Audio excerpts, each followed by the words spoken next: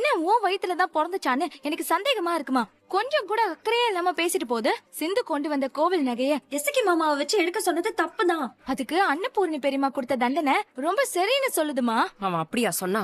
ஆமாமா, பெரியம்மா கொடுக்கற தண்டனையை அனுபவிச்சாதான் அம்மாக்கு புத்தி வரும்னு ரொம்ப திமிரா பேசிட்டு போதுமா. ஏய் சிந்து, டாக்டரே, உனக்கு பிடிச்ச கருவாட்டு குழம்பு சமைச்சு வச்சிருக்கேன், வா வந்து சாப்பிடு. எப்படி இருக்கு டாக்டரே? தாறு மாறு, சூப்பர்.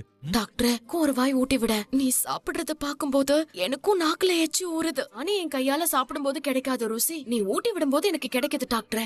சிவா, லண்டன்ல வாக் போறதும் இங்க வாக் போறதும் பயங்கர டிஃபரன்ஸா இருக்கு. அப்படியா? இங்க வாக் போறது தான் பெஸ்ட், அதுவும் உன் கூட.